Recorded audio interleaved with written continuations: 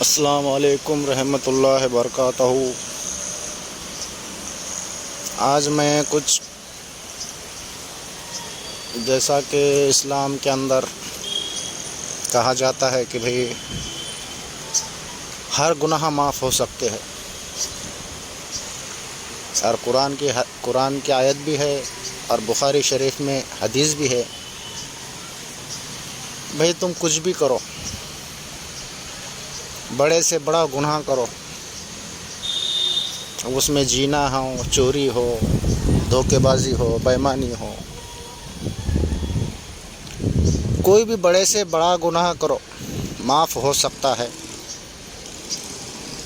لیکن ایک گناہ معاف نہیں ہونے والا، وہ ہے شرک۔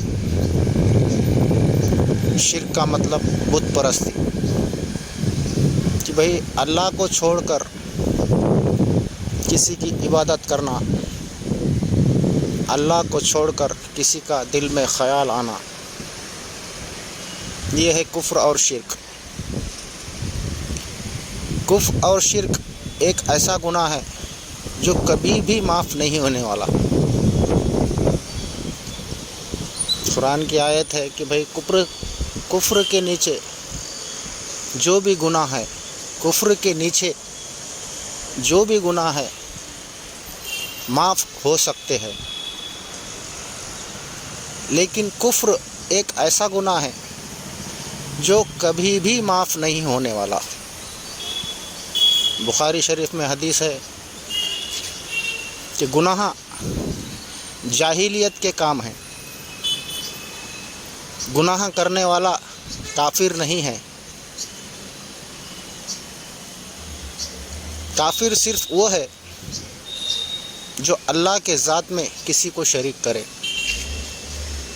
تو کچھ صحابہ نے پوچھا کہ یا رسول اللہ صلی اللہ علیہ وسلم، کیا زنا کرنے والا اور چوری کرنے والا بھی جنت میں جا سکتا ہے؟ تو حضور صلی اللہ علیہ وسلم نے فرمایا، ہاں، گناہ کرنے والا، زنا کرنے والا بھی جنت میں جا سکتا ہے، لیکن ایک اللہ کے ساتھ شرک و کفر کرنے والا کبھی بھی جنت میں نہیں جائے گا۔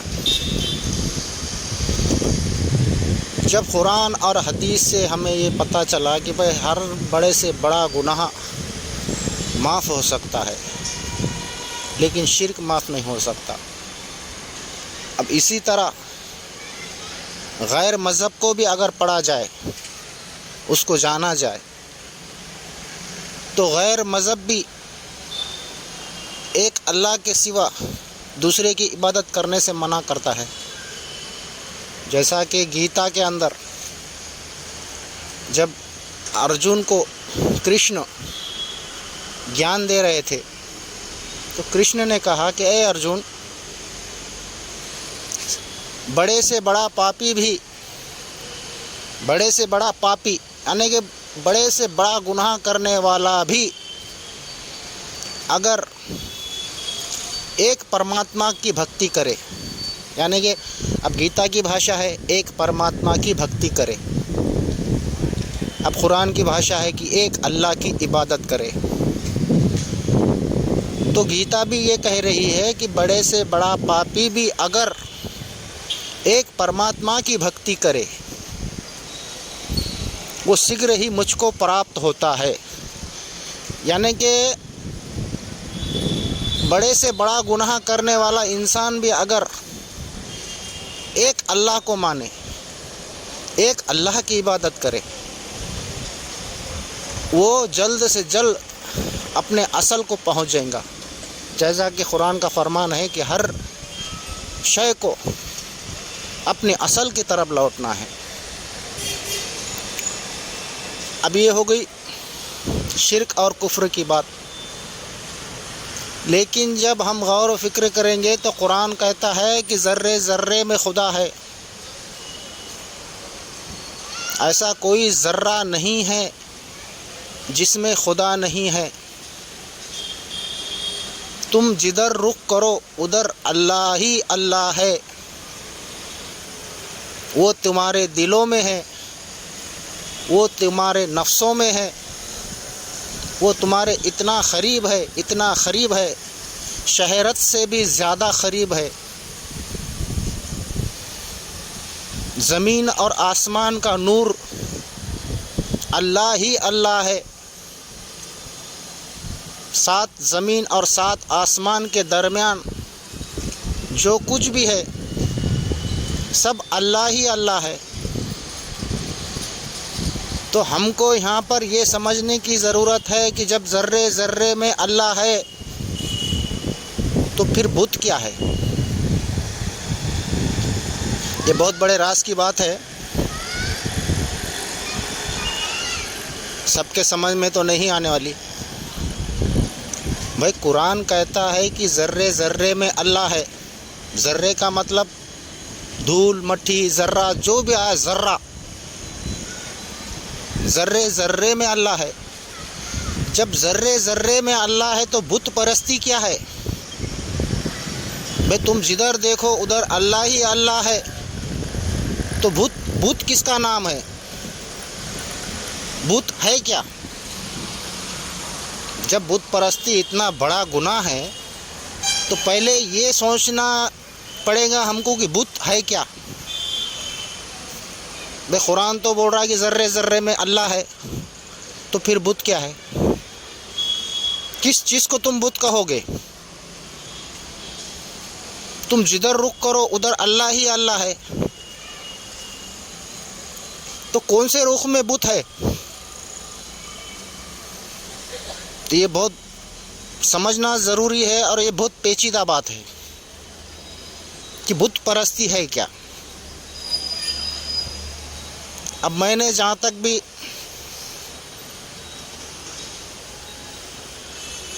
قرآن کی بولو، جتنے بھی دھارمک شاستر اس دنیا میں ہیں، میں نے میرے حساب سے سب کو پڑھا ہوں اور سب کو میں نے سمجھنے کی کوشش کی ہے کہ بھئی جب قرآن بول رہا ہے کہ ذرے ذرے میں خدا ہے، پھر بول رہا بت پرستی مت کرو، تو ایسا کون سا وہ ذرہ ہے جو بت ہے؟ اس پہ غور و فکر کرنا بہت ضروری ہے. اب آج کل کے زمانے میں کوئی بولتا مورتی پوجا بت پرستی ہے. بھائی پتھر کی ایک مورتی بنائے اس کی پوجا کرو تو بت پرستی ہے. پہلی بات تو یہ جاننے کا ہے کہ میرے حساب سے میں نے جہاں تک بھی علم حاصل کرنے کی کوشش کی اور جہاں تک میرے سمجھ میں آیا، جہاں تک انسان کی سمجھ ہے، جہاں تک انسان کی عقل کام کرتی ہے، وہاں تک بت پرستی ہے. بت پرستی کا مطلب بت نام ہے شکل کا، بت نام ہے صورت کا، بت نام ہے کسی مورت کا.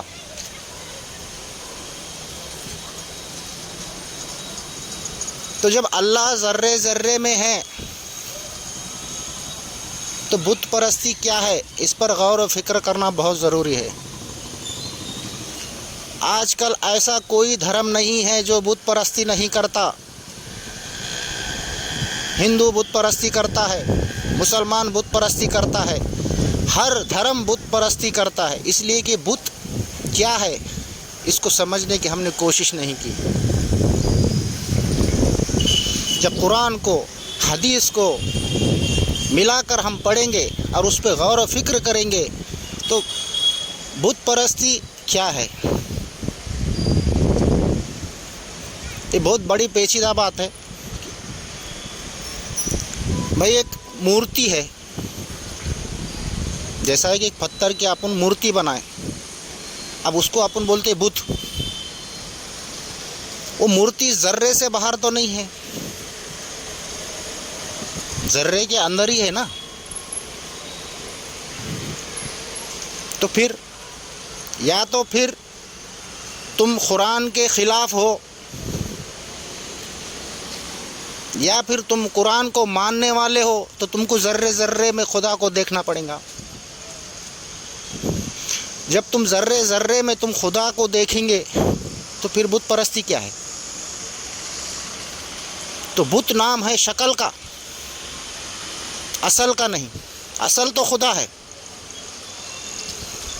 یہ دنیا میں جتنے بھی تم کو شکل نظر آ رہے ہیں، وہ چاہے انسان کی ہو، وہ چاہے جانور کی ہو، یہ درخت ہو، کوئی گھر ہو، بلڈنگ ہو، دنیا میں جو بھی شکل ہے یہ بت ہے۔ اور اس کے شکل کے جو اندر اصل ہے وہ ہے خدا۔ تو زیور کا نام بت ہے، سونا تو اصل ہے۔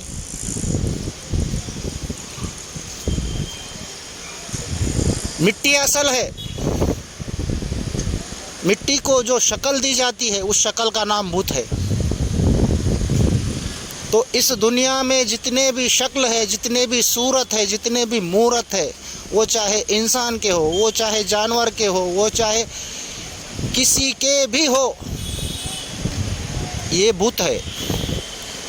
اور اپنے خیالوں میں سے ان شکلوں کو ہٹا دینا ہی ایک خدا کی عبادت ہے۔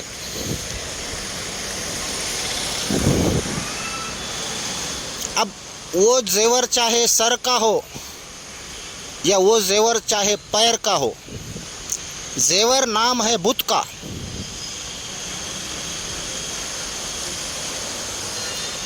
اور اصل نام ہے خدا کا۔ تو ہر شکل کے اندر آپ کو اصل کو دیکھنا ہے، آپ کے خواب و خیالوں میں سے، دل و دماغ میں سے شکل کو ہٹا دینا ہے کہ بھئی یہ جانور ہے، یہ انسان ہے، یہ شیطان ہے، یہ مومن ہے، یہ صالحین ہے، یہ ولی ہے، یہ رسول ہے۔ یہ سب شکلوں کے نام ہیں۔ اب شکل چاہے کس کی بھی ہو، تمہارے دل سے شکل کا خیال ہٹ جانا چاہیے۔ جب تم شرک اور کفر سے بچو گے، اللہ کے ذات میں کسی کو شامل نہیں کرنا ہے، جبکہ اللہ بول رہا میں ذرے ذرے میں ہوں، نہیں ہے میرے سوا کوئی، میرے ذات کے سوا کوئی ہے ہی نہیں۔ تو ذات اس کی ہے، شکل ہے، شکل کا نام بت ہے۔ تو ایک اللہ والے کو، ایک پیر فقیر کو، ایک جو پہنچے والا عارف ہے، اس کے دل و دماغ سے شکل ہٹ جانی چاہیے، جب جا کے وہ کہیں ایک اللہ کو ماننے والا، توحید پر چلنے والا بن جاتا ہے۔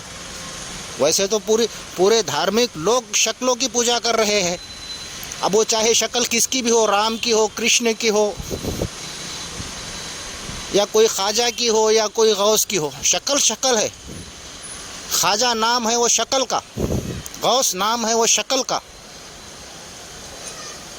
تو ان شکلوں کو دل میں سے نکال دینا ہی ایک اللہ کی عبادت ہے۔ شکل سے چھوٹ جانا ہی ایک اللہ کی عبادت ہے۔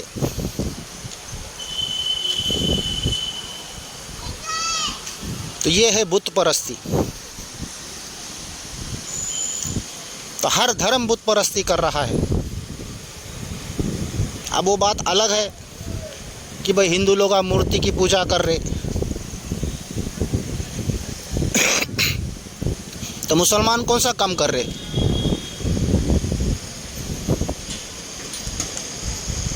یہ سوچنا ضروری ہے۔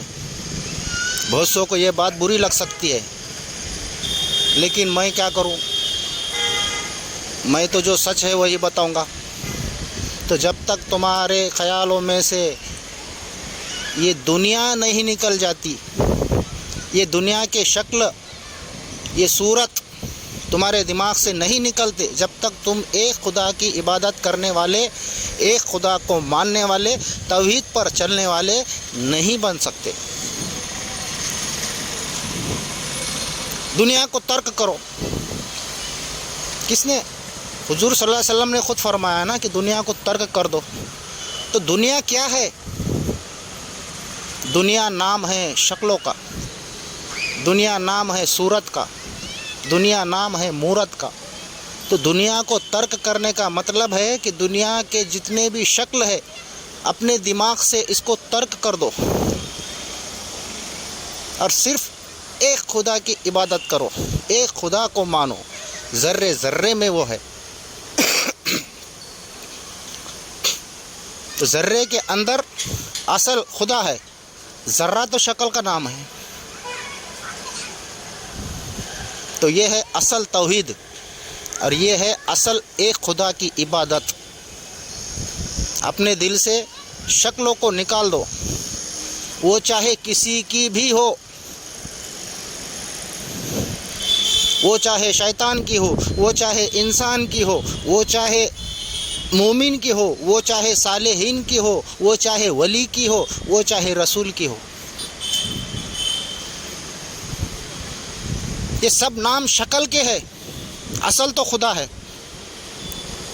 تو شکلوں کو اپنے خیالوں سے نکال دو اور اصل پر غور کرو. اس کو بولتے توحید، اس کو بولتے ایک خدا کی عبادت.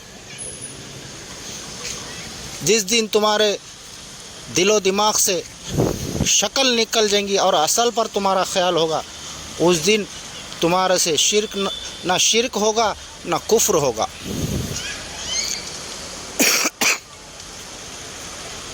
اب شیطان کی شکل نکالنا دل میں سے، خیال میں سے بہت آسان ہے. انسان کی شکل خیال میں سے نکالنا بہت آسان ہے. ایک جانور کی شکل خیال میں سے نکال دینا آسان ہے. لیکن جو بڑے بڑے شکل ہے، جو دنیا میں ان کی شہرت تھی، ان کے نام تھے، ان کے رتبے تھے، ان شکلوں کو نکالنا بہت مشکل ہے. لیکن شکل ہے، وہ چاہے کس کی بھی ہو.